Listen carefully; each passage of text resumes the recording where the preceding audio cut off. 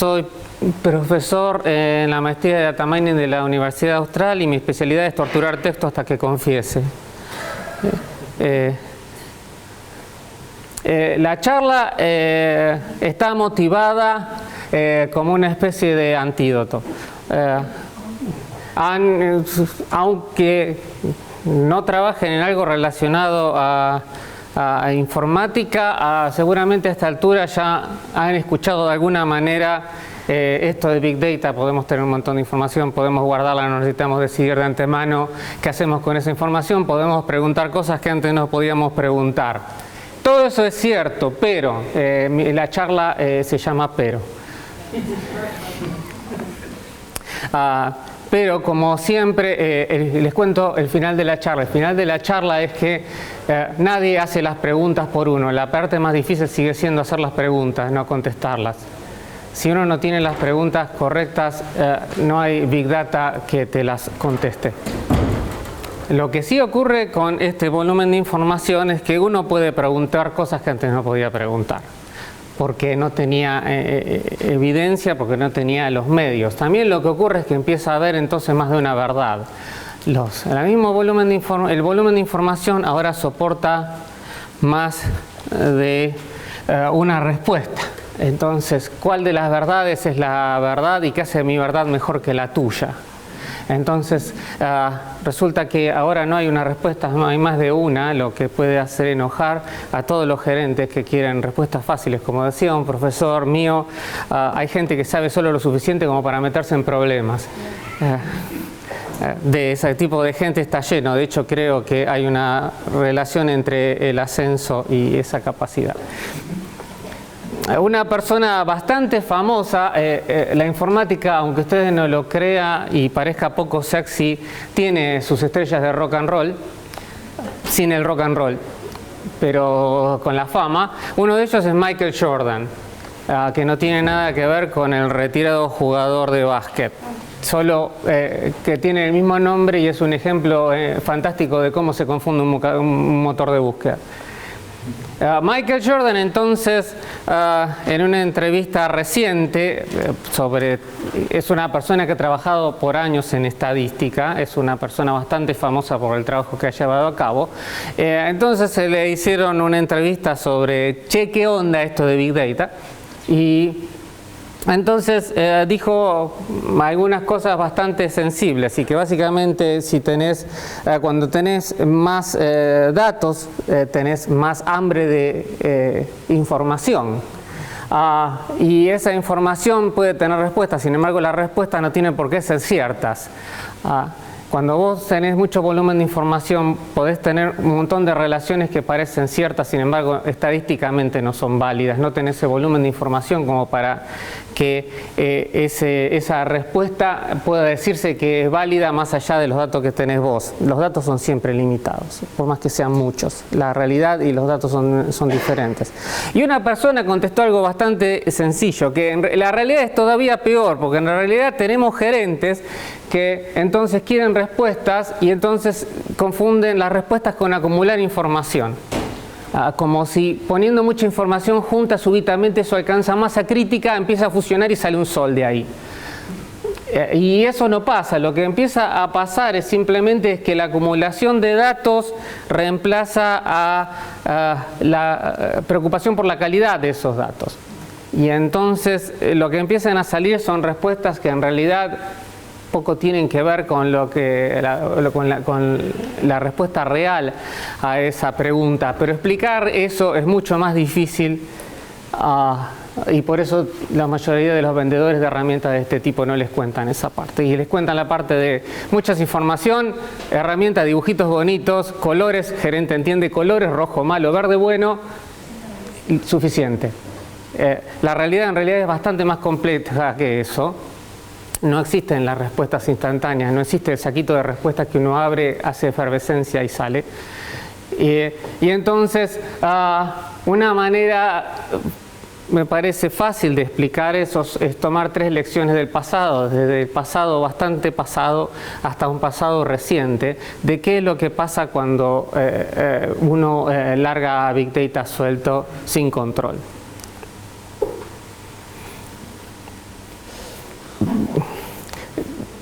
siempre quise citar a mi filósofo preferido, el difunto filósofo argentino Leónidas Sadi,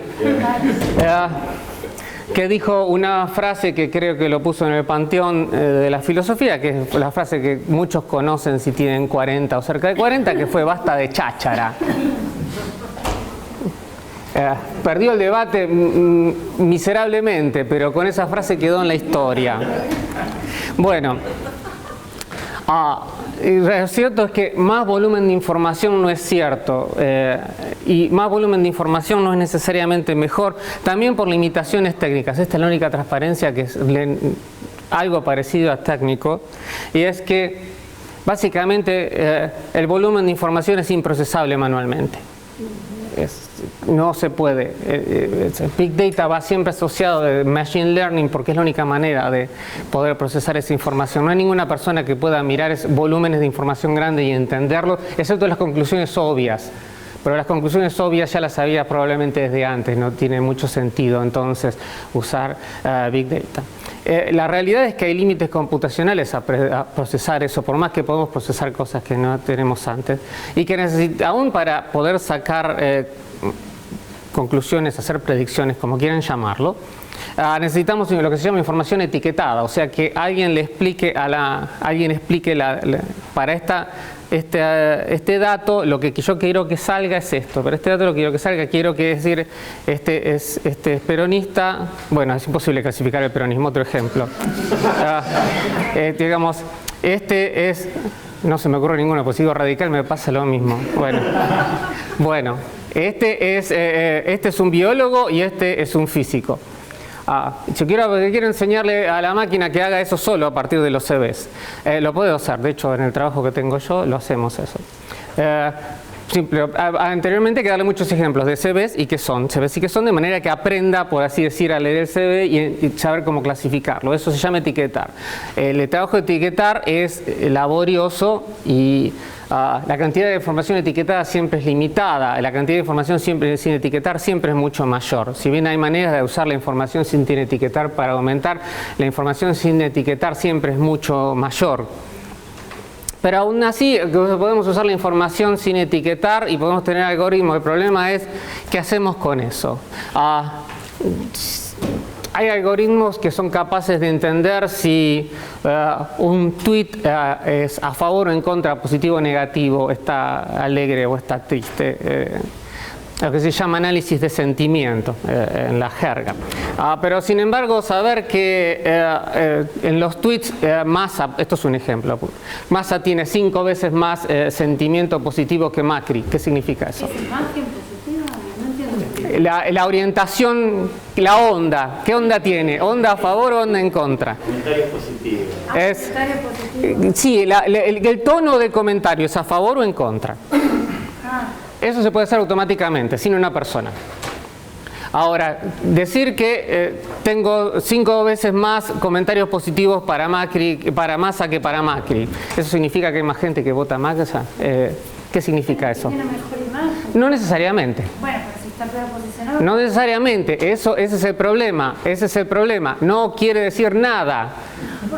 Porque no quiere decir nada porque hace falta un montón de contexto alrededor para interpretar eso. Después, si no, pasa la de los periodistas de espectáculos que dicen: hay 750 millones de tweets con se me salió el palo del escobillón. ¿Y qué hay con eso? No quiere decir nada. ¿Cuál es el contexto de eso? Entonces, no, mentira. No, mentira. Esta es una charla negativa a propósito.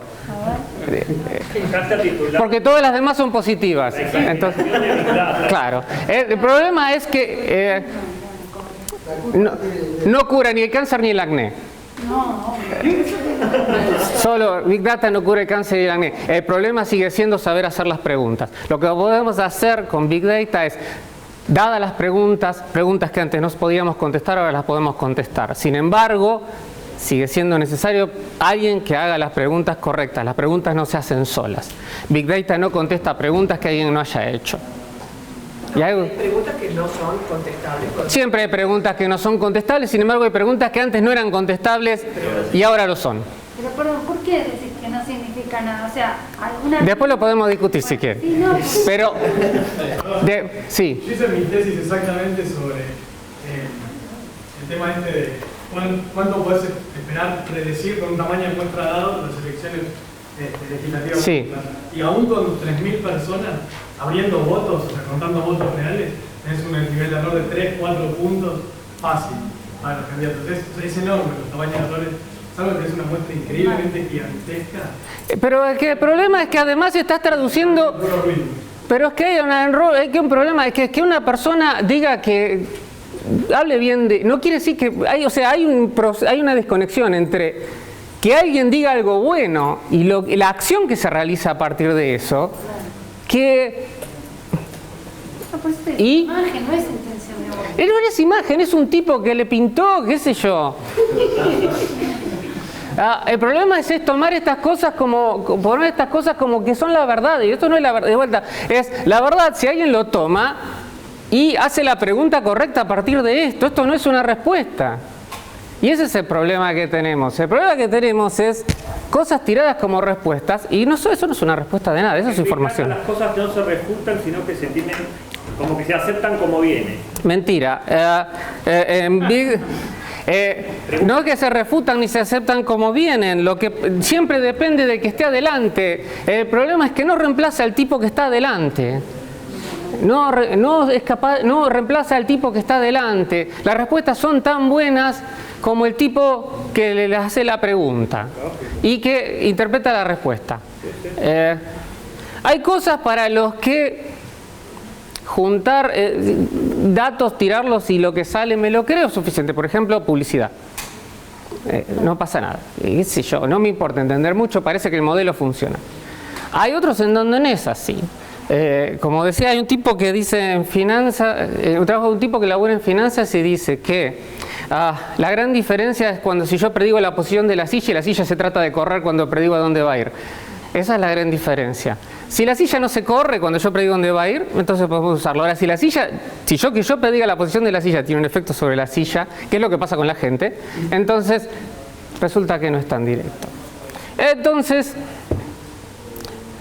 déjenme ir a mi primer ejemplo de Big Data. Esto es Big Data antes de que se llamara Big Data, el mayor experimento de Big Data de la historia, la economía soviética. La economía soviética fue desarrollada sobre la base de una idea al principio que era que la ciencia y la tecnología eran liberadoras. La ciencia y la tecnología podían cambiar la vida de la gente para bien. De hecho, los ingenieros y los científicos en los comienzos de la Unión Soviética tenían un poder enorme. Era la gente que iba a mejorar la calidad de vida de lo que era una sociedad fundamentalmente campesina y pobre. Entonces existió el comité de planeamiento que decidía cómo hacer para andar la economía. 3/4 de los miembros del comité de planeamiento eran ingenieros. Esos ingenieros eran parte de la liberación de la gente, algo que no parece que, viendo el resultado, parece que no hubiera sido. Sin embargo, era parte de la idea y era sincero, no era simplemente una postura.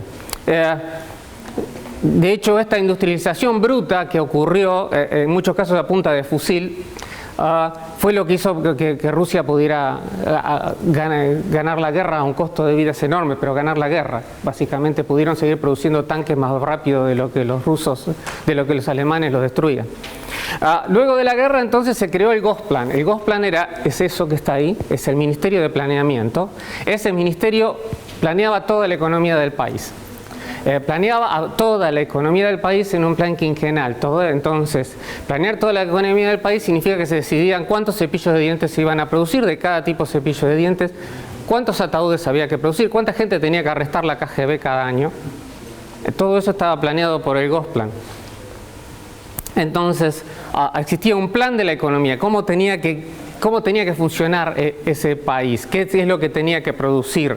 Y entonces había metas. Metas son buenas, ¿no es cierto? Tener metas, cumplir, hay una manera de medir, eso es bueno, porque hay una manera de medir si se cumplen o no se cumplen. Y entonces, ¿qué pasaba? empezaban a pasar cosas raras. Porque empezaban a pasar que había trenes que iban y venían vacíos. ¿Por qué? Porque tenían una meta de transporte de carga y tenían que cumplir la meta, pero no había nada para transportar en algunos casos, entonces el tren iba y venía. Los taxistas tenían una cantidad de kilómetros que hacer, entonces los taxistas viajaban con el taxi vacío porque tenían que hacer los kilómetros. Montones de ejemplos de ese estilo. El más gracioso es que los sofás se hacían cada vez más grandotes y pesados, lo mismo que los candelabros daban miedo para pasar por abajo. ¿Por qué? Porque había que consumir el material. Consumir todo el material que estaba asignado era cumplir la cuota de producción. Entonces, esto, como está, son ejemplos graciosos, pero tenían un efecto nefasto. Entonces Nikita Khrushchev se dio cuenta que había un problema, que era que nadie consideraba el precio de eso, el precio de esos productos. Ahora, ¿cómo se calcula el precio entonces? En una economía que no es una economía de mercado. Entonces, el Gosplan empezó a estimar precios. Entonces, Gosplan estimaba precios para 25 millones de productos, 400 personas estimando precios. ¿Cómo? Precios cuidados. Una especie de precios cuidados a escala soviética. Exactamente. Entonces, estamos mejorando, ¿no es cierto? Porque entonces mejoramos el modelo. El modelo solo estimaba producción, ahora estima el costo de esa producción y el precio al que tendría ese producto. Esto hace el modelo cada vez más complicado, sin embargo, la estimación era que, porque esto además, imagínense que esto es antes de las computadoras, a lo sumo tenían calculadoras mecánicas. La estimación era que para 1980 toda la población soviética iba a trabajar en el Gosplan. Por suerte, en los 60 empezaron a aparecer las computadoras, los rusos se volvieron bastante buenos en copiar los modelos de IBM. Y entonces las computadoras iban a salvar al socialismo, porque entonces los modelos podían ser mucho más complicados que antes. La economía se podía manejar con modelos matemáticos mucho más sofisticados. Entonces, ahora entonces no es más un problema, parece que no es un peso. Tenemos los datos, podemos procesarlos, no es más un problema. Mirando del lado de la población, esto seguía siendo un problema, porque el problema era que el retardo entre hay otra pata que es la necesidad. ¿Cuál es lo que necesita la gente? Y la gente no solo necesita cosas esenciales. Por ejemplo, en este momento las mujeres necesitan zapatos anti-inundación con una plataforma así de alta. Y entonces esas cosas hay que relevarlas. El problema era que el tiempo entre el relevamiento, porque había comités que relevaban, hacían encuestas, hacían grupos de opinión. El problema es que entre ellos llegaba, se hacía la producción y llegaba a la gente, era tan alto que para el soviético que algo estuviera disponible significaba que no estaba más de moda. Entonces el modelo tampoco era suficiente. Entonces, ¿qué hacemos? Mejoramos el modelo y le ponemos tiempo al mercado como una variable más que medir. Ahora con la historia sabemos que el problema no era el modelo. No era una cuestión de seguirle agregando cosas al modelo. Este es el mayor experimento de Big Data de la historia. Y Big Data no solucionó la economía soviética. Mi segundo ejemplo, un hombre brillante, Robert McNamara. Robert McNamara dijo: una computadora no sustituye el juicio más que un lápiz sustituye la alfabetización. Sin embargo, escribir sin un lápiz no te da ninguna ventaja en particular, lo cual es totalmente cierto. Robert McNamara es un hombre completamente brillante, es un hombre que salvó a Ford, un hombre que creía en el planeamiento, la medición y objetivos. De hecho, entonces, cuando lo nombraron, bastante joven, lo nombraron secretario de Defensa, lo que debía ser ministro de Defensa. Robert McNamara estuvo durante toda la guerra de Vietnam. Robert McNamara era un hombre tremendamente racional. Robert McNamara no creía en las interpretaciones, a mí me parece.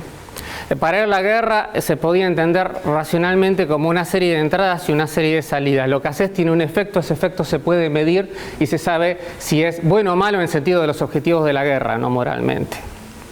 Entonces, lo que había que hacer en la guerra era administrar los efectos para causar el mayor efecto posible en el enemigo. Entonces el objetivo de la guerra no era matar y destruir al enemigo, el objetivo de la guerra era convencerlo de que el costo de seguir la guerra era mayor que la ganancia que podían conseguir siguiendo la guerra. Lo que es un enfoque racional para la guerra. No es el típico enfoque militar de destrucción y conquista. Ahora, el problema entonces es que la guerra se conduce así. Esto está sacado de Pentagon Papers, eso es la publicación que básicamente terminó la guerra de Vietnam, revelando que el gobierno norteamericano sabía que la guerra era imposible de ganar.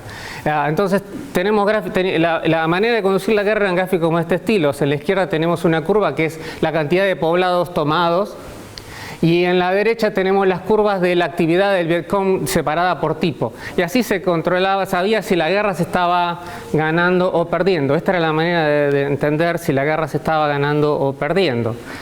Yo quiero ciertos efectos y esos efectos se están cumpliendo o no, más allá de lo que me cuenten. Lo cual es bueno, tiene como un elemento, saca el elemento subjetivo, me parece que vamos ganando.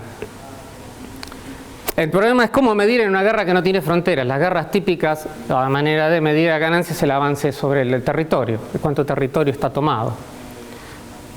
En una guerra que no tiene fronteras y en donde no hay territorio, ¿cómo se mide?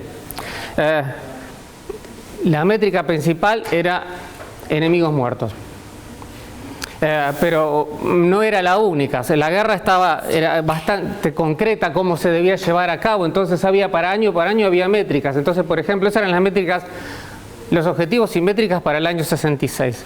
Entonces, para el año 66 había que aumentar la población en áreas seguras del 50 al 60%, incrementar la destrucción de áreas dominadas por el Vietcong del 20% al 40-50%, y una tasa de atrición igual a la capacidad del enemigo para responder. Eso quiere decir matarlos tan rápidos como reponen la gente en vocabulario militar.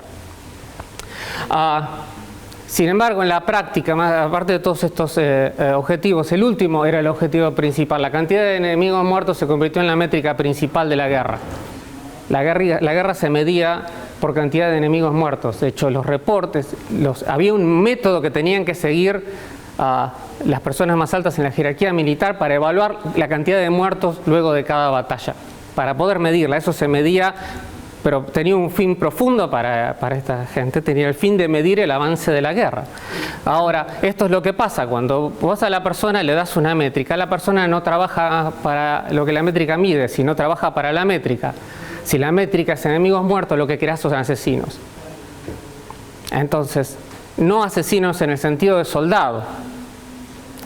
El soldado está permitido que mate, sino en las barbaridades que pasaron durante la época de Vietnam. Si vos le das a una persona la libertad de ser un asesino en un ambiente como una guerra, no podés controlar los resultados después. Sin embargo, la guerra se siguió manejando por métricas, objetivos y métricas. Solo al final se dieron cuenta que era la enorme desconexión entre manejar la guerra por métricas de una manera racional y no considerar cuál era la motivación del otro lado, que la persona del otro lado habían luchado por más de 50 años por la independencia del país y no les importaba tener la tasa de muertos en Vietnam era de 1 a 20. Por cada norteamericano mataban 20 Vietcong. Era una tasa que parecía imposible de mejorar, no les importaba, realmente no es que no les importaba, estaban dispuestos a soportar el precio de eso, porque estaban peleando por la libertad de su país. La guerra desde ese punto de vista era inganable, sin embargo desde el punto de vista de todas las métricas la guerra estaba siendo ganada. De hecho estaban creyendo que estaban ganando la guerra y que la guerra era ganable porque había en todas estas métricas era avance. Este es un otro ejemplo bastante directo, creo, de Big Data sin contexto. La información sin contexto no es nada. Mi último ejemplo entre estos tres ejemplos es un ejemplo más reciente. Creo que todos deben haber escuchado hablar de Google Flu.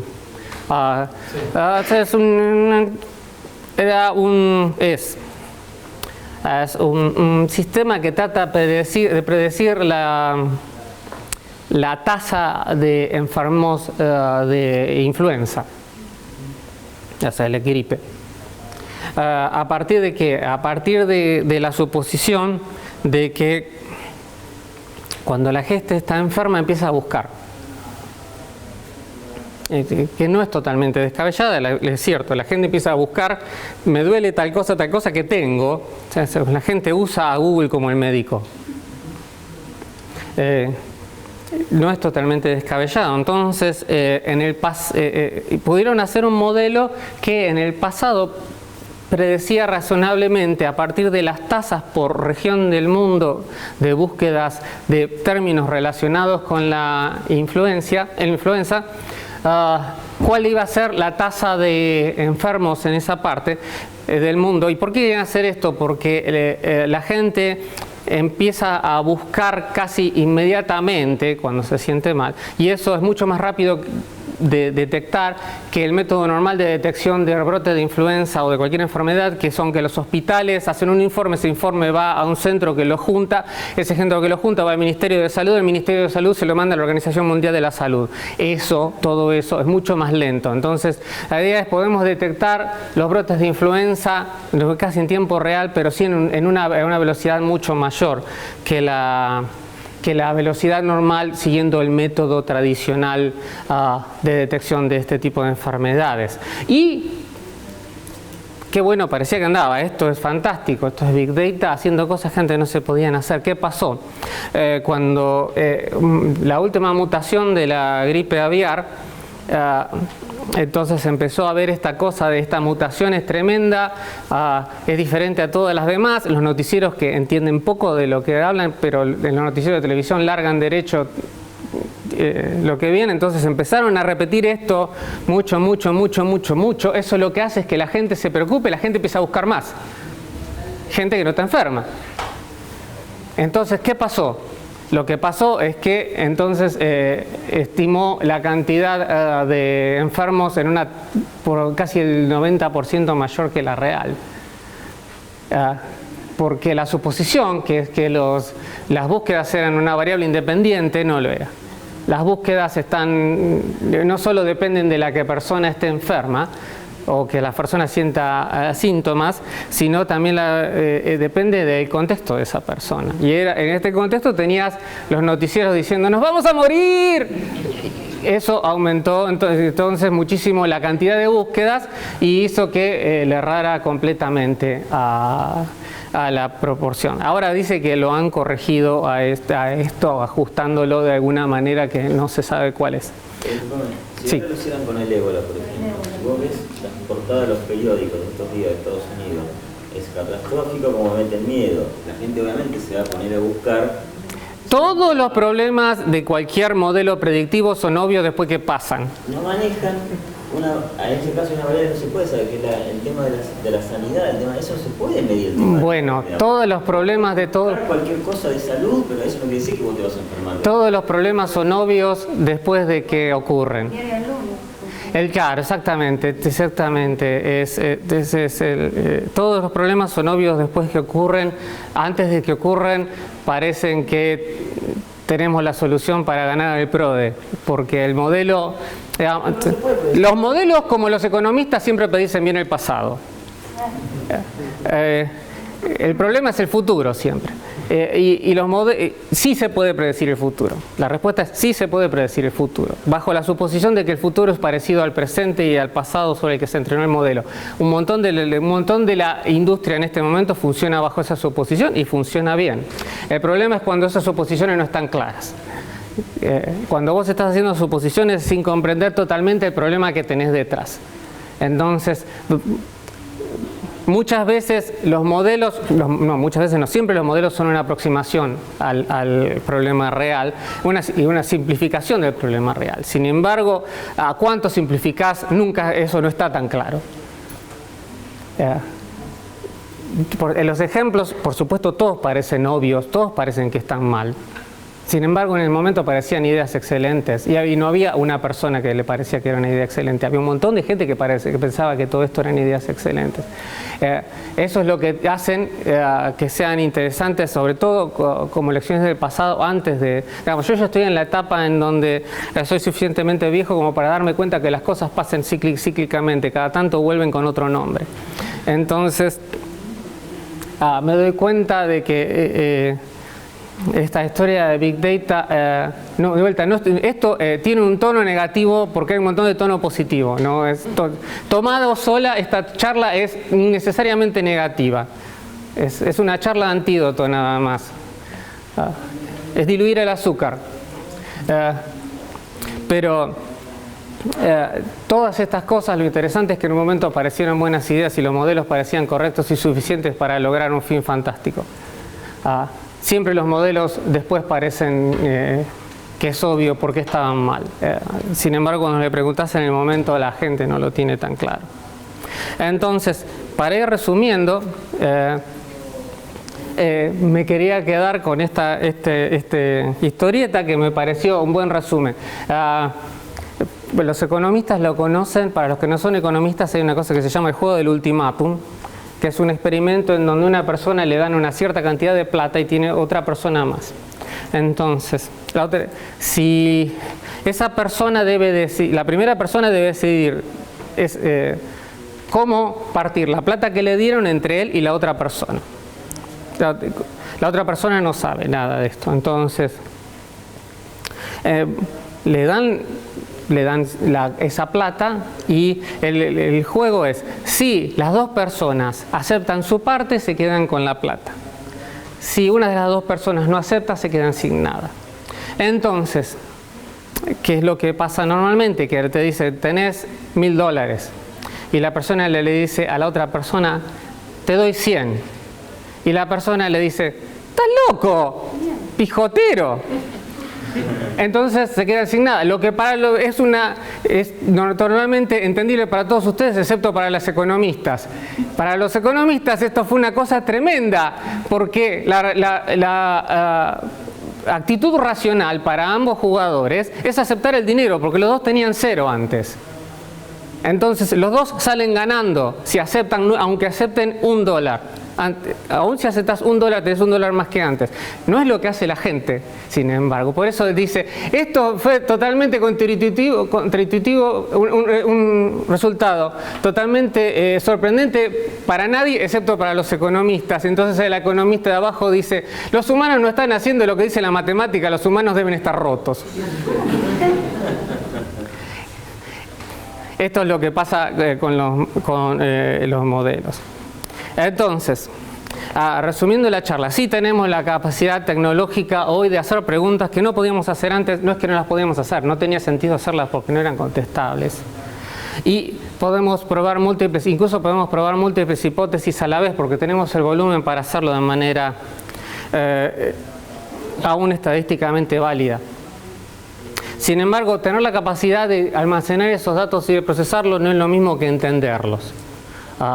De vuelta, parece algo obvio cuando se dice así, cuando se pone en la práctica no es tan simple. Aún peor, cuando hay gente involucrada, cualquier métrica va a tener influencia sobre esa persona, por lo tanto va a cambiar. Crear el modelo tiene efectos sobre lo mismo que el modelo trata de predecir. Sí. ¿Vos de qué trabajás? Periodista. Bueno, te voy a pagar el sueldo en cantidad de líneas que escribís. ¿Vas a escribir más lindo? No, vas a escribir más. Más líneas. Claro. Bueno, pero si vas a escribir más, significa que sos más productiva. Sos más productiva para el diario. Mentira, escribís más. Escribís frases más largas. Mi modelo de predicción de tu calidad hizo que vos cambiaras la manera de trabajar. Entonces, lo que yo estoy tratando de predecir hace que lo mismo que quiero predecir cambie la manera de funcionar. Cuando trato de predecir la posición de la silla se corre. Siempre las métricas no miden lo que dicen medir. Las métricas son siempre una simplificación de lo que dicen medir. Y las métricas no miden lo que dice que miden. Las métricas miden una simplificación. Cuando una persona le aplican una métrica, la persona encuentra la manera de trabajar para la métrica, no para lo que la métrica mide. Eso es una lección que ha pasado millones de veces y que... sistema universitario, entonces. Depende. Tampoco podés decir, no, esto no quiere decir no pongas métricas. Esto no quiere decir está todo bien. El objetivo de nosotros es la alegría. Significa que no podés agarrar una métrica, ver el número y decir estamos bien. No podés ser McNamara y decir que porque esos dibujos suben, entonces la guerra está siendo ganada, sin entender el contexto de la métrica.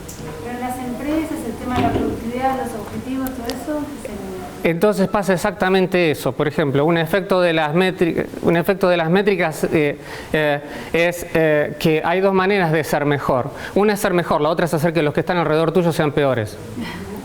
Entonces, lo que haces es, está en contra de tu interés trabajar en equipo. No, de vuelta, esto no es, entonces no hay que tener métricas. Es que la métrica es una simplificación de lo que es, de web métrica es un modelo. Trata de medir algo y trata de decidir si eso es bueno o malo a partir de un número. El problema es que eso tiene un efecto sobre la persona. La persona no se queda pasiva con respecto a la métrica. Entonces, entender la métrica sin entender el contexto es un error enorme. Tomar el número como el número en sí mismo sin entender cómo está funcionando eso y sin no entender que la gente va a cambiar. Cuando vos le pones una métrica, la gente va a maximizar la métrica, no lo que la métrica mide, que no es lo mismo. Es un error casi ingenuo. Lo que se puede resumir en la frase siguiente, que los datos sin contexto no significan nada. Una métrica sin interpretar es un dato, sin contexto no significa nada. Y un modelo no es una explicación. Un modelo no explica cómo la gente, porque no explica siquiera la tasa de contagio de la gente. Los modelos, de vuelta, los modelos como los economistas predicen el pasado. Predecir el pasado solo es relevante si el futuro mantiene las mismas presunciones que funcionaron en el pasado.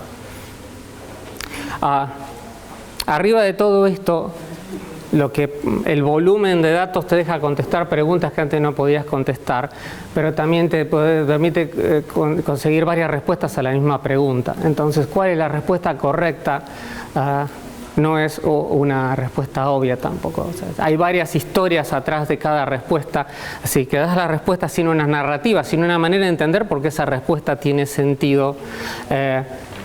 Es una interpretación bastante chata de lo que puede hacer Big Data y Machine Learning. Entonces, básicamente, si tenés varias respuestas, necesitas una narrativa de manera que gane la mejor. Y eso es mi charla. Nuevamente, no quiero que se lleven de acá. Vino un señor el sábado y me dijo que Big Data no sirve para nada. No es esa la idea, no es esa la idea. Lo que esto es, si quiero que se lleven una idea, la idea es que el problema sigue siendo las preguntas y sigue siendo la interpretación de las respuestas. Lo único que ha cambiado es el medio, es la posibilidad de conseguir una respuesta para esa pregunta. Disculpame. Tal vez ahora se me ocurre, ¿no? Que estaría bueno preguntarnos cómo podemos hacer para encontrar a la persona correcta que va a estar haciendo las preguntas. Eso es algo que estamos tratando de hacer hace decenas de años y no sabemos cómo hacerlo. Es la pregunta fundamental. Pero nadie sabe, McNamara parecía la persona correcta para dirigir la guerra de Vietnam, había salvado Ford, pasando de un parece que así va bien a planes, objetivos y mediciones. Trató de usar el mismo método exactamente en la guerra de Vietnam. Parecía la persona correcta, era una persona brillante, es una persona que asusta de lo brillante. Hay un documental que se llama La niebla de la guerra, The Fog of War. The Fog of War se llama 12 lecciones de la vida de Robert McNamara. Es un documental que está en YouTube, es un documental fantástico. Robert McNamara, con 80 y pico años, reflexionando sobre lo que hizo en su vida. Y se ve atrás de lo que habla el tipo, lo inteligente que es, un poco la arrogancia del tipo y otro poco la vergüenza del tipo de las cosas que pudo haber hecho y no hizo. Un poco. Bueno. ¿Sabes? Te voy a hacer lo más increíble de esto. Todo esto antes no existía. Todo está así. Bueno, depende. Existía, de hecho existía. Existía por otros medios. Por eso no, pero esto no existía. Esto no existía, Google no existía. No importa, existía el Gosplan. Eso. El Gosplan, un montón de gente haciendo... Hay un libro que se llama Cuando las computadoras eran... Hay un libro fantástico que se llama When Computers Were Human. Cuando las computadoras se llaman computadoras porque eran mujeres. Eran mujeres en general a las que se les educaba para hacer cálculos de manera repetitiva. Las computadoras eran un salón más grande que este, lleno de mesas con gente haciendo cuentas. Cada persona tenía un cachito de la cuenta, la hacía un montón de veces y había 2 o 3 personas que hacían la misma cuenta para ver si estaba hecha correctamente y así se hacían los cómputos. Así de repente, no, antes. No, computadoras. Las tablas marítimas, por ejemplo, las tablas marítimas eran fundamentales para saber la posición antes del GPS, etcétera, etcétera. Eso se hacían con computadoras. Mujeres, en general mujeres que hacían las cuentas, eran computadoras, hacían cómputos. Sí existía a otra escala. Por eso, antes no existía la facilidad que hay ahora instantánea y todo lo demás. Y antes también existían las guerras, también estaban los hombres que dirigían las guerras y los hombres que mataban y todo lo demás. El problema que pasó con McNamara, sobre todo con sus jefes, era la estrategia. Bueno, pero no vamos a poder discutir la guerra de Vietnam porque es otro precio. Es otro tema. Entonces puedo decir que, por ejemplo, Una pregunta casi personal. ¿Cómo lleva a tener esta actitud tan contracorriente en Big Data? Sos así un... De hecho, yo podría dar la charla opuesta también. Yo podría dar esta charla y la opuesta. Yo podría dar una charla por cada un ejemplo de esto, un contraejemplo. La única razón por la que existe esta charla es porque existen todas las demás. Al final... No, digo,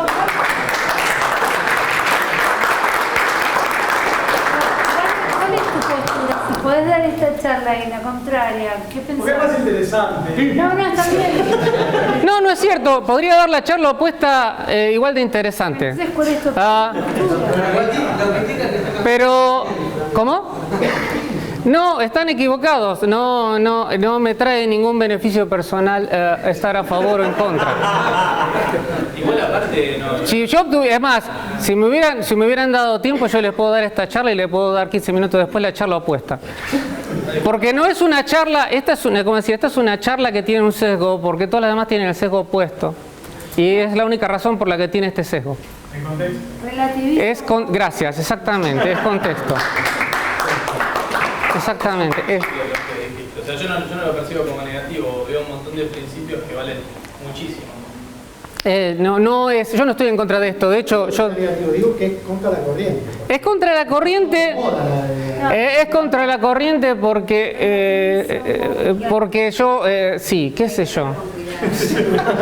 Porque, como les dije, ya tengo en la edad donde veo las cosas pasar más de una vez. Entonces, vos te teñiste. Pero como pasaron más de una vez, uno puede aprender de cuando pasaron la primera vez. Es nada más que eso. No quiere decir que sea más. De hecho, hay una frase que es bastante buena, no es mía. Es una frase que dice: el software se está comiendo al mundo. Y es cierto. El software se está comiendo al mundo. Básicamente, poder usar la cantidad de información que podemos juntar y los modelos que se pueden crear hace que un montón de cosas que antes nos hacían por software ahora se hacen por software. Y eso es gracias a Big Data y Machine Learning. No quiere, de vuelta, no, esta charla tiene esta orientación porque todas las demás tienen la otra, nada más. Es un problema, además, de cada disciplina, porque hay disciplinas como la ingeniería, por ejemplo, reconocimiento de imágenes, reconocimiento de sonido, de voz, donde Big Data, Machine Learning es excelente y tiene éxitos. Sí. Tiene éxitos que de otra forma no los... Porque la silla no se corre cuando la miran. Por eso te digo, entonces, o sea, sería bueno, claro, o sea, sería, cuando haces esta presentación sería bueno... De vuelta, el objetivo de esta charla, la contextualización la hacen todos los demás. de la exageración. Yo creo que... Mi objetivo de esta charla no es ser una charla autocontenida. El objetivo de esta charla es ser el contrapeso de todas las demás charlas que se dan en el mundo sobre esto. Que precisamente podría decirle lo mismo. ¿Por qué no contás la otra parte también? Alguien la tiene que contar y tengo media hora. Nada más que eso. Acá en la descripción del titular de tu charla habla del entendimiento. Y hay un problema real con el entendimiento. Cada vez más personas que estudian, digamos, la psiquis, la comprensión, la neurolingüística, dicen que vamos involucionando en el entendimiento. ¿Por qué elegiste la palabra entendimiento? Porque básicamente también hay una idea de que el modelo es la explicación completa del fenómeno. Tener un modelo opaco es la explicación completa del fenómeno y la respuesta del modelo es respuesta suficiente, lo cual no es cierto. La respuesta es tan buena como la persona que la interpreta y hace algo con eso. Eso nada más. Un modelo no deja de ser eso, un modelo. Sí. Una pregunta técnica, no sé si la puedes responder. ¿Qué es Big Data? Yo estaba hablando de estadística y como estudiante de Data Mining... Yo te digo que es Big Data. Big Data es lo que quiera que sea. Pero es una respuesta un poco más larga, que es cualquier cosa que no se banque Oracle. Cualquier cosa que no se banque Oracle con 48 GB de RAM y 2 TB de disco es Big Data. Básicamente es un término, muy ambiguo. Es un término comodín, como término comodín es ambiguo, pero básicamente no tiene mucho sentido discutir sobre lo que es. Básicamente es la idea de podés conseguir más información de la que sos capaz de hacer algo con eso. Y esa es la idea que tenés detrás.